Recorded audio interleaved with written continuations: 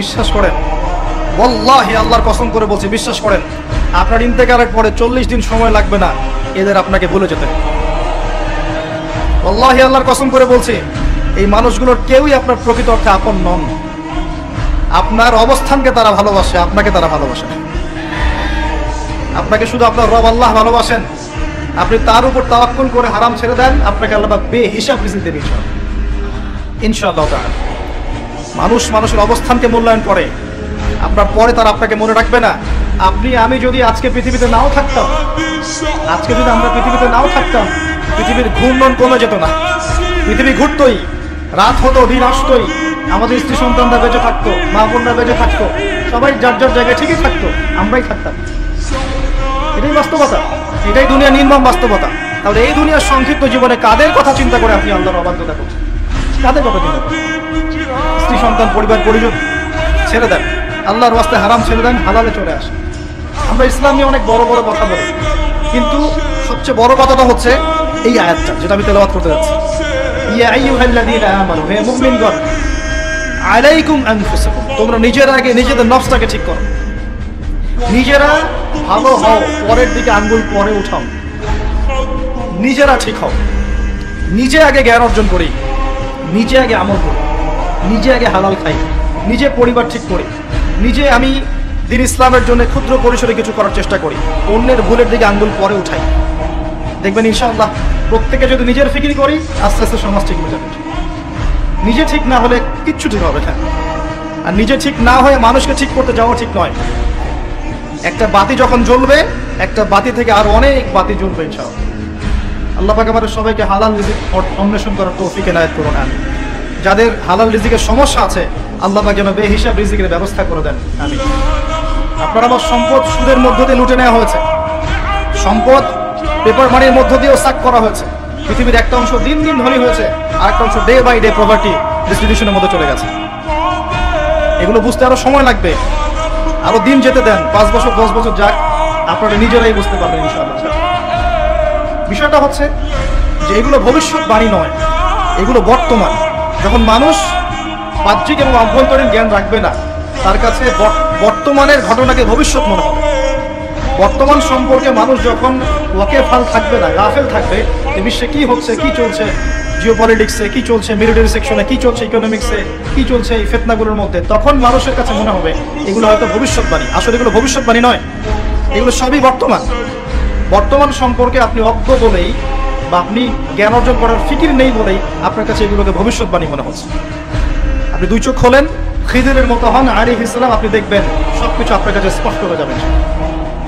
আমরা এমন একটা সময় বাস করছি যেখানে আখিরুজ জামানের ম্যাক্সিমাম সাইনগুলো দেখা যাচ্ছে, ম্যাক্সিমাম। ডে বাই ডে আপনি ধর্ষণের বৃদ্ধি দেখতে পারবেন, ডে বাই ডে আপনি জিনা বাড়বে দেখবেন, মাদকদ্রব্য মানুষ বেশি বেশি খাবে। একটা মানুষ খুঁজে পাবেন না যে ব্যক্তি সুদ থেকে 100% মুক্ত থাকতে পারবে, একটা মানুষ পাবেন। বাহ্যিক বিষয় বাদ দেন, ইন্টারনালে আসেন। মনে করেন আমি একটা বাসায় ভাড়া থাকি, বাসার মালিক লোন নিয়ে বাড়ি করেছে, আমার মতো আরো 10টা ভাড়াটিয়া আছে, সবার টাকা নিয়ে এসে লোন শোধ করছে, পরোক্ষভাবে আমিও সুদ খাচ্ছি, আমিও সুদের সাথে সম্পৃক্ত আছি। এটা সেই জামানা যে জামানা সম্পর্কে নবী সাল্লাল্লাহু আলাইহি ওয়াসাল্লাম বলেছিলেন যে যে ব্যক্তি সুদ থেকে দূরে থাকতে চাইবে, আখিরুজ জামানে তার গায়েও সুদের ছিটাফোঁটা গিয়ে লাগবে, কেউ মুক্ত থাকতে পারবে। টপ টু বটম দেখবেন সুদি কারবারের সয়লা। আর কেন রাগ হচ্ছে না আমার সাথে?